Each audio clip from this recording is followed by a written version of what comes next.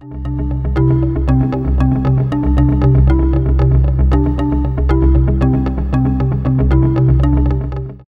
welcome back to The Local Perspective. I'm Jerry Deshane with the League of Wisconsin Municipalities. If there's one guy in this state that you really want to know what his perspective on local government is, who would that be? I'm betting it's our guest today.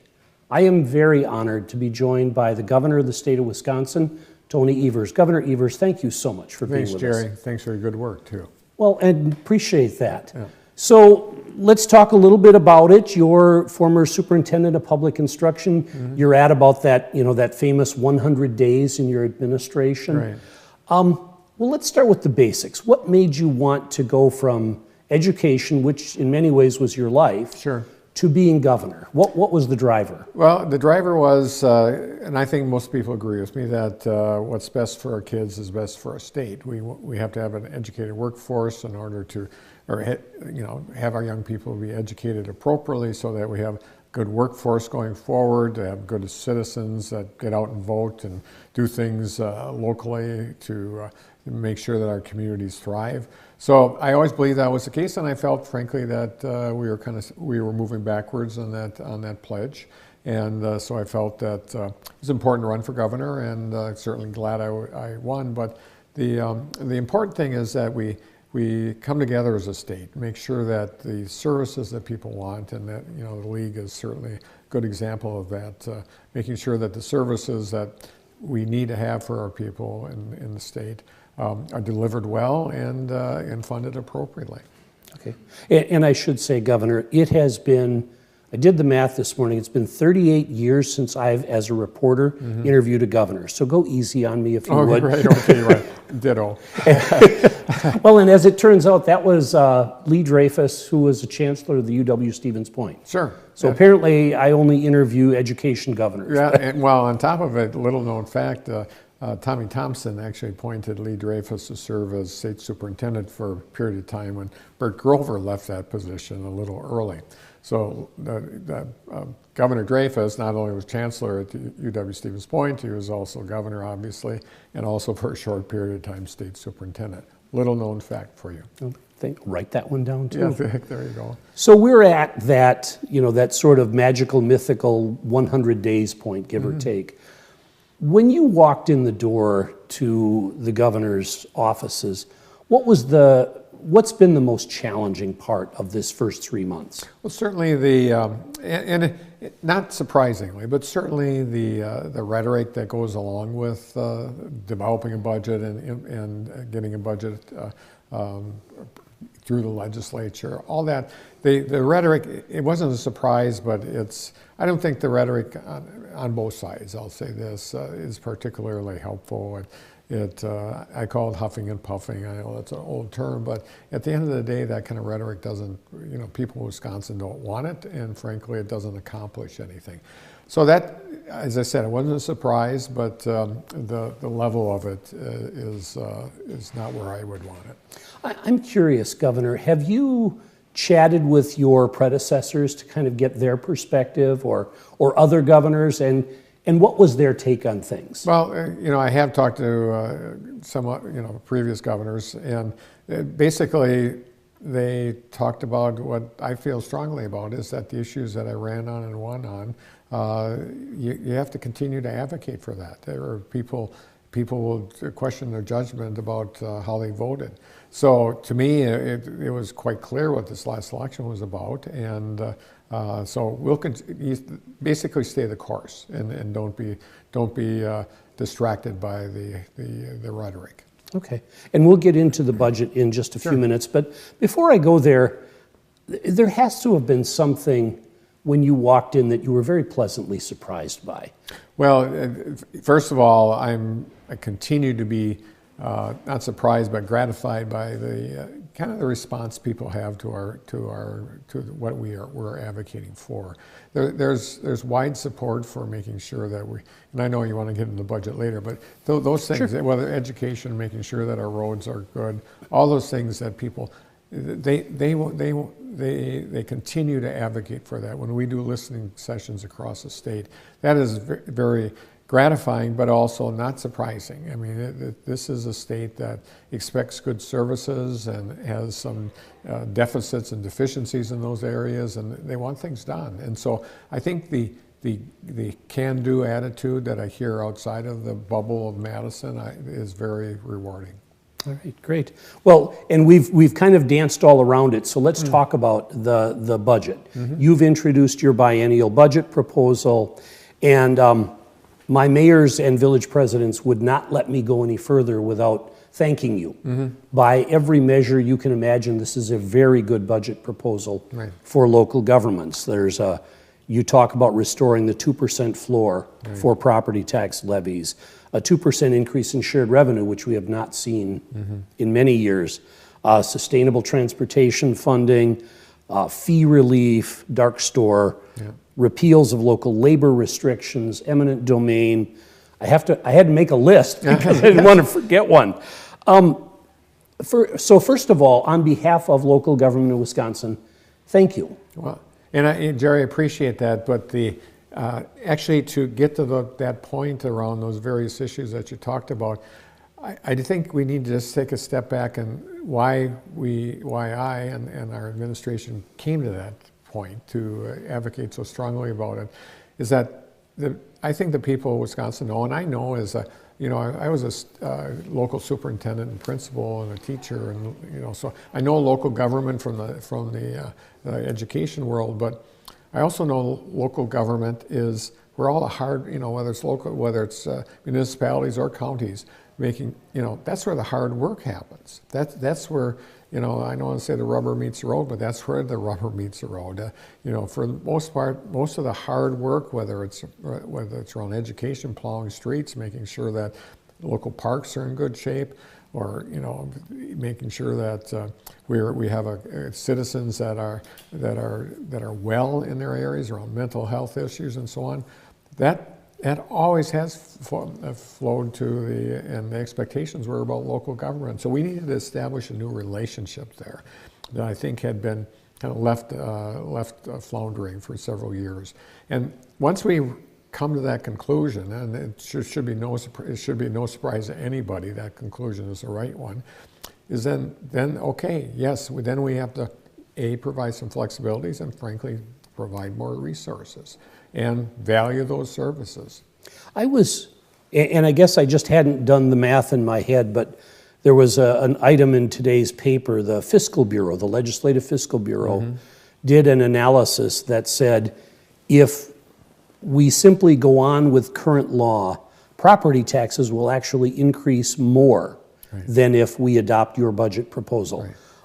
First of all, explain that to me. Well, certainly if the state steps up and does their share as far as providing resources to local municipalities and counties, then the need for them to raise financing, especially in the school sector. You look at all the referenda that have passed over the last 5 or 6 years. It's just a huge amount of pent up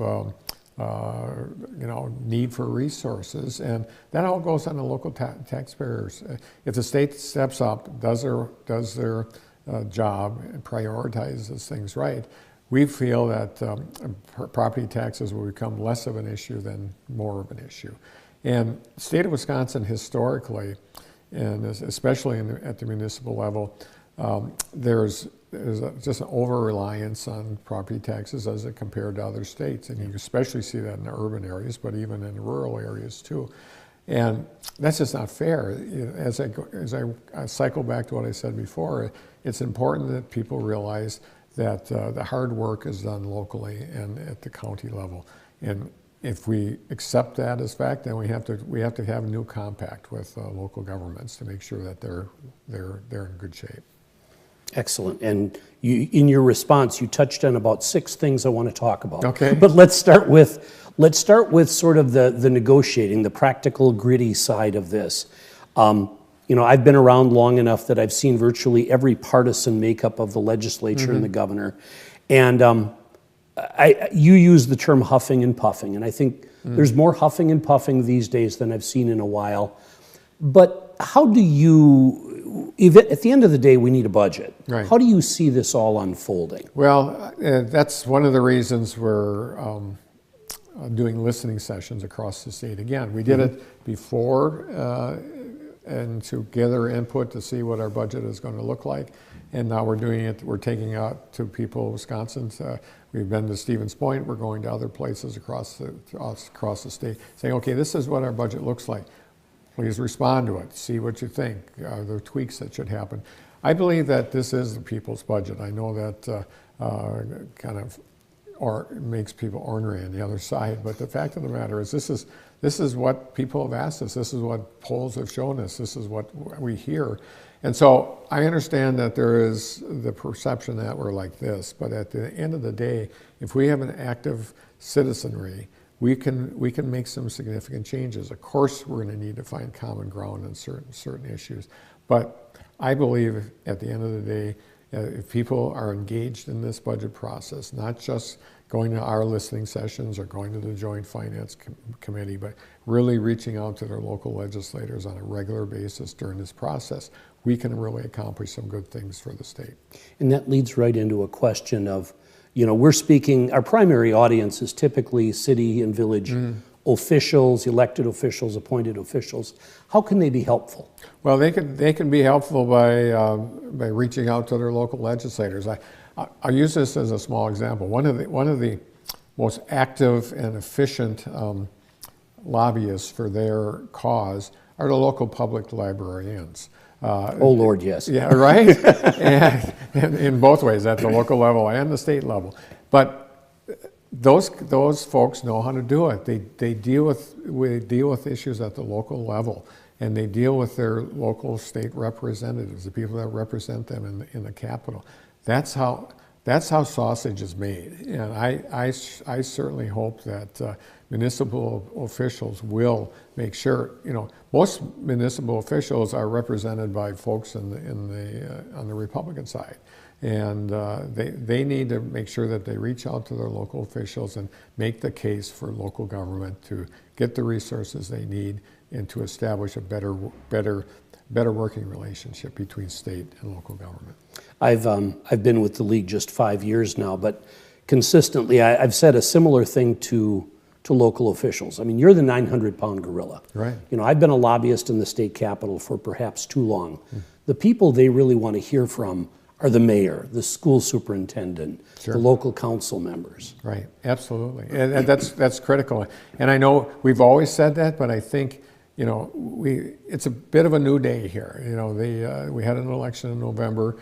I made it very clear during the election that it's a new day as it relates to relationships between local government and the state government.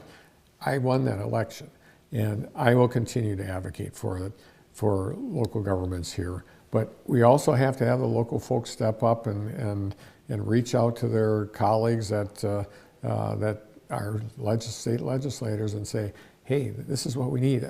That all politics are local, and make no mistake about it. As I said, with local public librarians, they get it. They've always used it well, and I think it's increasingly clear to me that if we want to make some changes, local public officials and the people they represent need to step up. Great. Well, and on a related note, the Wisconsin Policy Forum had a report last November, and they updated it this spring on local referenda.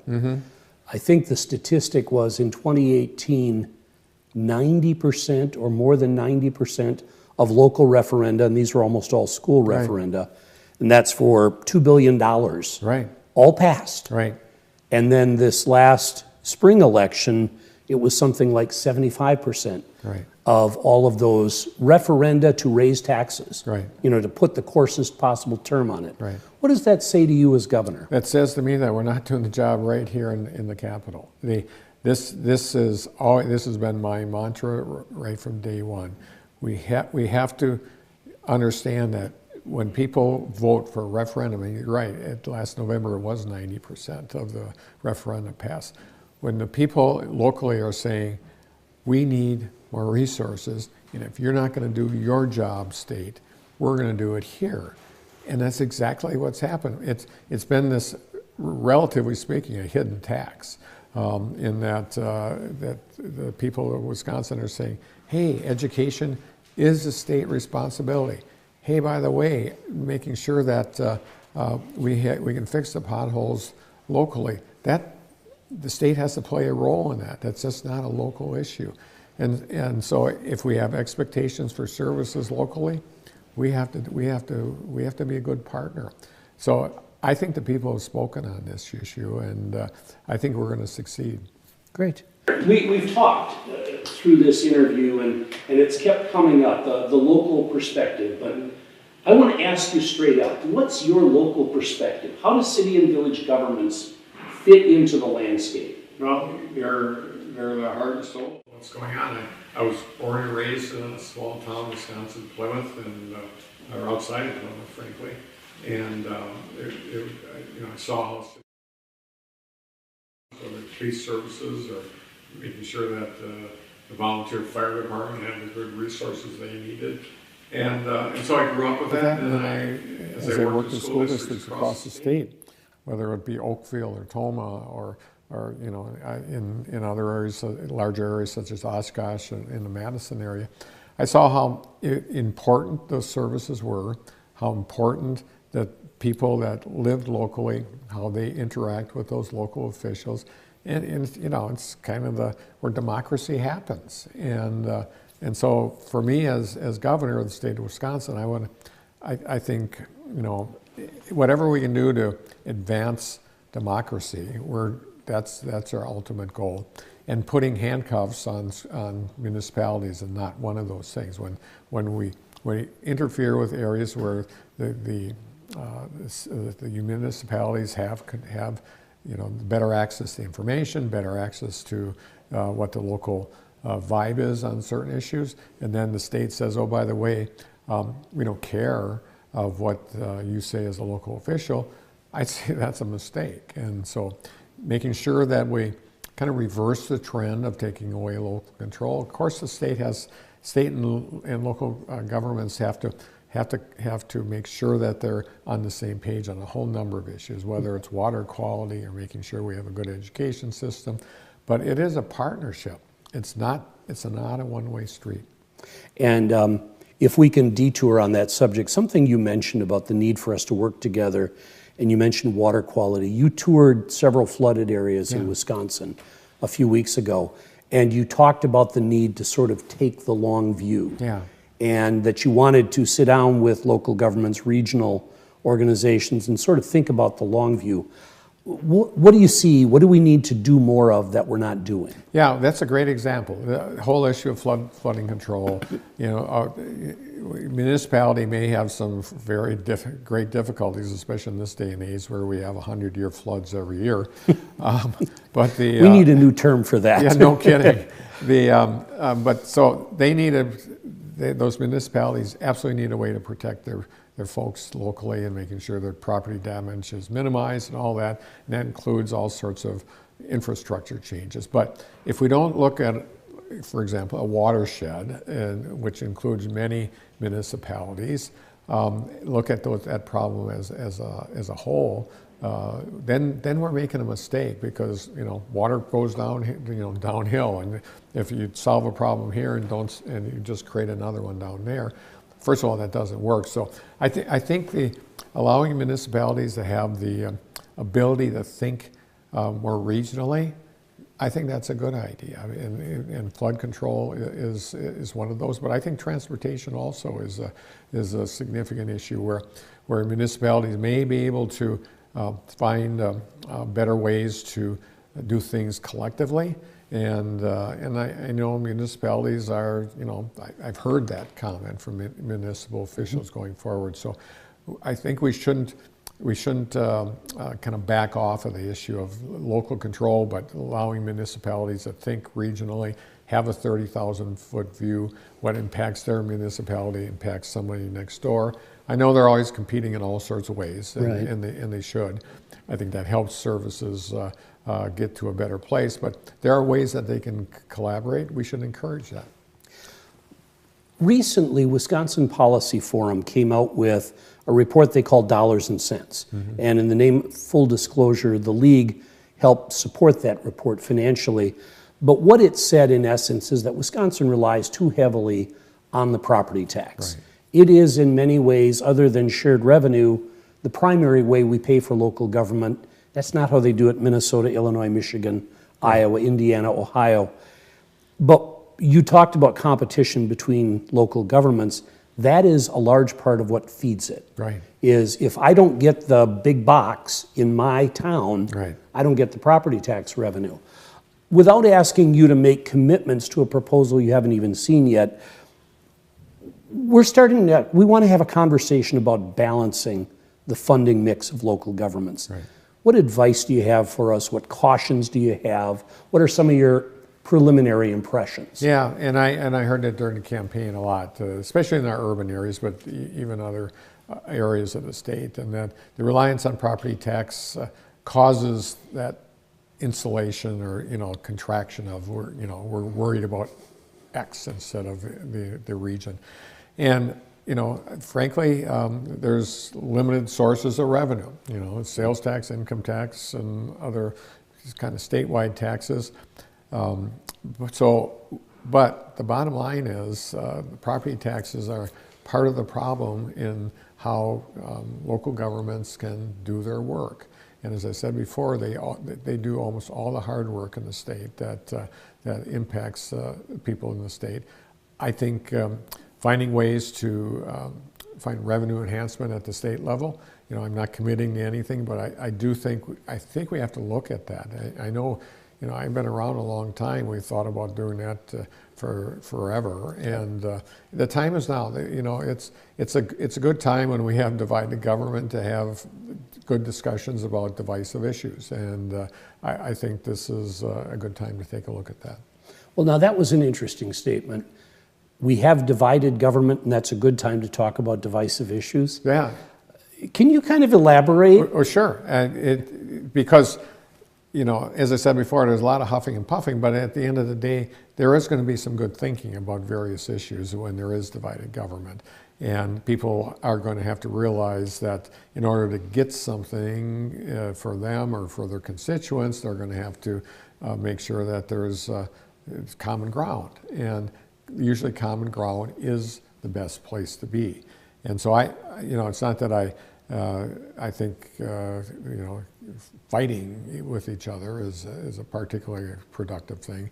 But at the end of the day, we have to have a budget here at the state capitol. We are going to find common ground. And at the end of the day, municipalities have to be able to be heard around the issue of property taxes and the over-reliance that we have on that. How do we solve that? Yes, it's likely going to mean if we don't get it there, we're going to have to get it someplace else. That or cut services, and I think the people of the state have cut services as much as they want to, or as they feel comfortable doing. So the time now is to have that discussion. Great. Let's shift the focus a little bit. We've talked state local. Let's talk about local, the relationship between municipal government and schools. Virtually every one of my mayors and village presidents will tell you that having a great school system, having a really good school is vital to them, to the city, not the school, but that's the center of the community. You've been in this your whole life. So first, the easy question, what does it take to have a good school in a community in Wisconsin? It has to be a school district that, first of all, balances the issues of workforce development and becoming good citizens. I think we can walk and chew gum at the same time, frankly. And so we just have to have a good comprehensive education system. Clearly, it makes it more difficult to do that when you have fewer and fewer resources. The other thing that is important, just my observation, is that our people have to understand that the way our society looks and the diversity that we bring as a state is changing dramatically, and we have to have schools that recognize that diversity and celebrate that diversity and create a good learning atmosphere for everybody. But at the end of the day, you're right, the ability for city governments and municipal governments to work with the school districts, I've never seen it better, frankly. Really? Yeah, in the old days when I was a superintendent or a principal, it was like two ships passing the night. And I don't believe that's the case at all anymore. Like you said, municipalities understand how important a good school system is to their well-being. I think it is absolutely as good as it's ever been. But the difference is, education is a state responsibility. It's in our Constitution, and it's not a federal responsibility ultimately.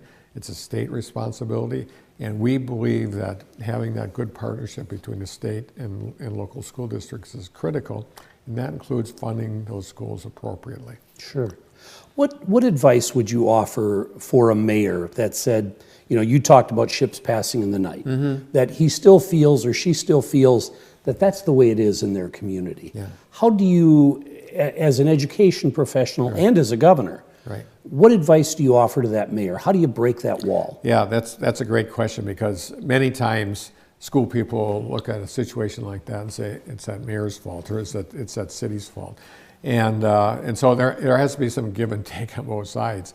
But I think having the mayor and the members of the mayor's office attending school board meetings, I think is important, and frankly also vice versa, having people from the school districts attending city council meetings or whatever arrangement they have. I think that's important.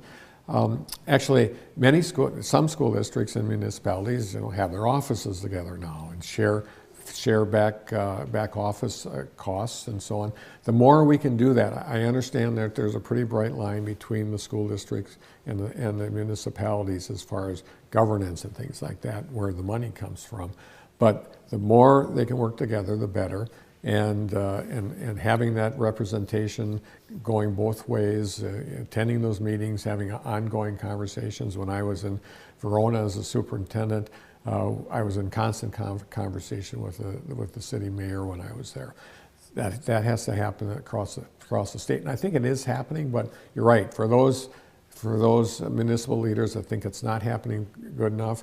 I know superintendents and principals and actually the teaching staff are more than willing to communicate. Excellent. Well, I knew this would happen. We're running out of time, and I want to go on for another hour and a half, but they won't let me. And I'm sure your people are saying, no. But big picture, 3.5 years from now, when you're looking at your next term or you're looking back, how do you define success? What do you want people to say about the Governor Evers' first administration? We accomplished blank. Yeah. Great question, and first of all, put in context of the people that you represent and the municipalities, and I just think if 3.5 years from now, if municipal officials and more importantly the people that they serve feel that services have improved, services are comprehensive and delivered in a good way, that would be a huge victory for me. I see how municipal and county officials struggle mightily to do that, whether it's opioid addiction or something else new. We have to, so that would be good. But I ran on 3 basic things, and they all frankly do relate to local governments, and that is making sure that we have affordable and accessible health care, we have a good transportation system, and make sure that we invest wisely in education. All those things, frankly, a lot of the hard work is done by municipalities. And if we, that's what people in Wisconsin expected of me as a candidate, and that's one of the reasons I won. We're going to be working with the legislature to make that happen. So 3.5 years from now, if we can make some good, solid progress on that, I'll be a happy camper. Excellent. Well, Governor Evers, thank you very much for being with us. I'm Jerry Deshane. This has been The Local Perspective. Again, a big thank you to the Fitchburg Access Community Television people and Sun Prairie Media Center. Have a great day.